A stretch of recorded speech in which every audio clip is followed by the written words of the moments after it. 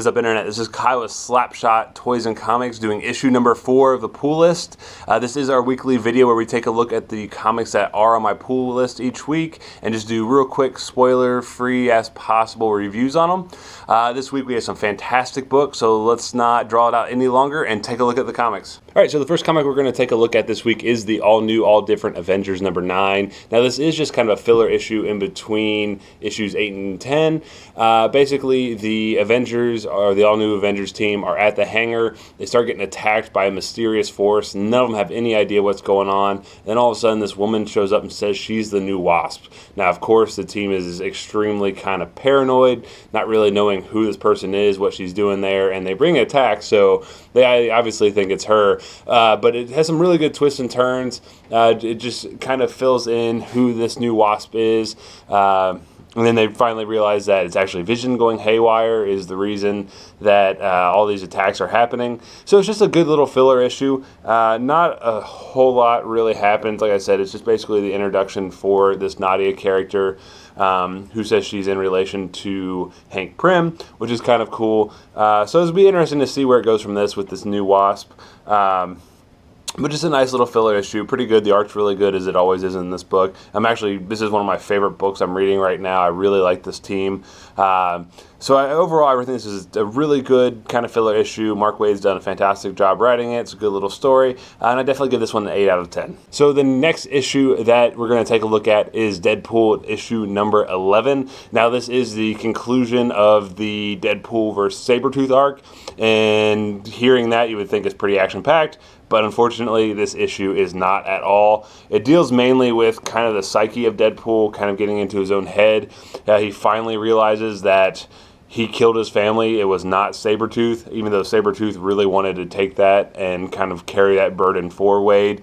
There's an interesting part where Magneto actually shows up to kill Wade, and Sabretooth actually stops him, kind of letting him know what's going on with Deadpool's daughter and how she is a mutant. And then also Deadpool kind of realizes that he tried to block these memories himself by going to Doctor Strange, who actually kind of messed with his head a little bit, so he couldn't remember and block these memories. It kind of ends with Deadpool kind of taking a look inside himself and wanting to not just forget the past and move on. So it really wasn't the best issue. I personally like my Deadpool, just crazy out there, not really trying to figure himself out or anything like that. But that's what a lot of this issue is. I prefer just kind of going out and killing random things. I like that version of Deadpool a little bit better. But it's an interesting take on the character and where they are going to take him in the future. Overall, like I said, it's a bit, for my opinion, a bit of a kind of a boring issue. Not necessarily my taste in how they're taking Deadpool. So I'd give this a 6 out of 10 overall. The next comic we're going to take a look at is Star Wars Darth Vader number 20. Now, unfortunately, Marvel has announced that they are ending this series at issue 25. So this issue is basically the beginning of the end.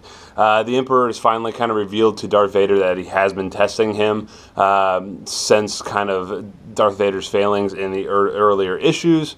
But Darth Vader has obviously rose to the challenge and has completed everything the Emperor wants. So now the Emperor basically wants to go ahead and end Silo. So he basically sends Darth Vader on a bounty hunt, if you will, to put an end to Silo. But Vader's also still trying to find a Freya, so he meets up with Thanos to try to find the location of a Freya before he goes after Silo. So it's just kind of a look at Vader and how he's kind of dealing with a couple of the issues that he has right now, whether it be with the Emperor or trying to find a Freya. Like I said, it's just basically the beginning of the end. So, I mean, it's a good issue. I've loved this run. I've loved this series. I've loved the way they portrayed Vader. Just the complete badass that he is in the Star Wars universe is just fantastic. I'm really kind of disappointed for the series to end. So I think hopefully they do one really good last chapter in it. And then we also get a nice little look at 000 and BT. They have an awesome little side story, bonus story at the end of it where they're getting ready to try to go find a Freya on Vader's orders, which is just absolutely hilarious. So overall, I love this series. I think this is going to be a good chapter. It's a good start to it. So I give this one an 8. Absolutely love the art.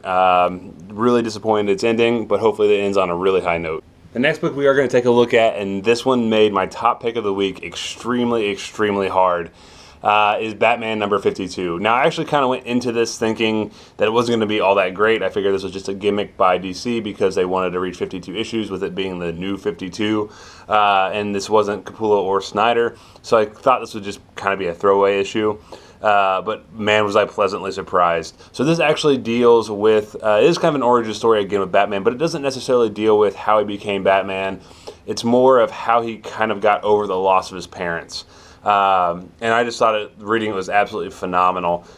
Just the issue, everything in the issue just was really, really well done. It was a bit emotional, just kind of seeing how Batman kind of grew into Batman and being able to deal with the loss of his parents. It cuts back between different points in Bruce's childhood and young adult life, and a modern story where he is trying to catch a villain named Crypsis, who thinks he has found Bruce Wayne's big secret, and he's just trying to find it, darkest secret, if you will, and he's trying to find it and is going to try to exploit that and make his millions and buy his own private island, as he says. So Batman is trying to chase him down. Batman knows what he's after, but knows also what's in the vault that he's looking for.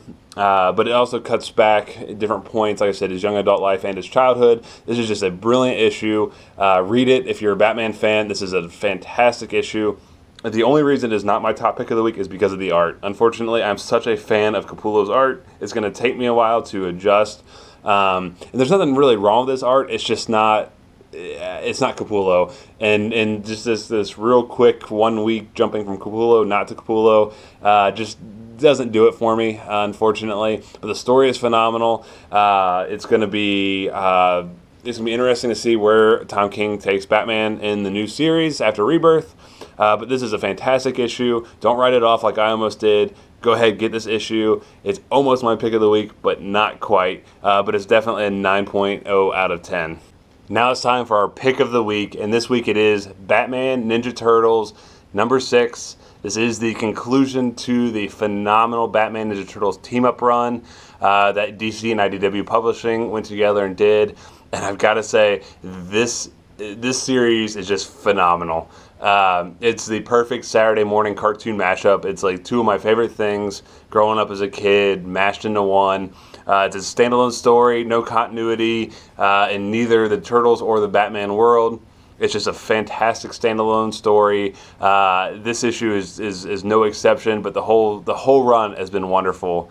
But this is the conclusion. So you have Shredder and Ra's al Ghul. They've used the mutagen that the Turtles have to kind of transform all the villains in Gotham, which is flat out awesome, because you get like an elephant version of Bane, you get a polar bear version of Mr. Freeze, and they obviously still have all their weapons and personalities and everything like that. And it's just a ton of fun. So Batman and Robin are off to try to stop that threat. The Turtles, because they're in Gotham's world, the mutagen is starting to wear off, so they are no longer they're about to be turned back into normal turtles. So they have the decision: do the one time they can get back to Manhattan, do they stay and help Batman, who's way over his head, or do they save their own lives and get back? It's just a really fun issue. Like I said, the art is phenomenal. The action sequences are fantastic. The final battle is just a lot of fun. It's fantastic what they've done with these two series, putting them together. Like I said, if you get the trade, if you haven't been picking up the single issues, if you have been, make sure you get this one because it's a fantastic conclusion. Even if you haven't been picking them up, go find all 6 because you want to read it now. Don't wait for a couple months and trade. Although I would probably pick this up and trade too, just because I enjoyed it that much. I definitely will be rereading it again. It's a wonderful mashup. If you like either of the properties, or if you're like me and this is like 2 of your favorites, it's a fantastic book, and I cannot say that enough. This is a definite 9.5 out of 10. The series probably is a 10 out of 10 in my opinion. Wonderful fun. Hopefully they'll do some more. They kind of tease it at the end. but we'll see. So make sure you guys go out, find this book. It's fantastic. So that is going to do it for issue number 4 of the Pool List. Once again, guys, I want to thank you guys so much for taking a look at all my videos. It really means a lot that you guys are watching. Let me know in the comments what you guys think of these videos or any of the comics this week, or just let me know what comics you guys picked up.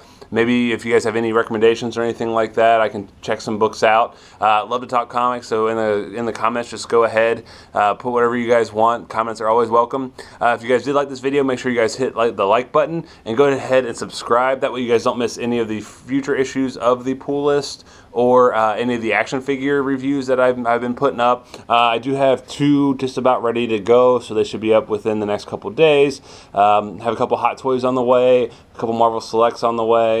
Gonna do a couple reviews of some older figures that I have that I just absolutely love and want to get a review out. So make sure you guys subscribe so you guys do not miss any of that content. Once again, I want to thank you guys so much for checking out these videos, and that is going to do it for me tonight. So I will catch you guys later. See ya.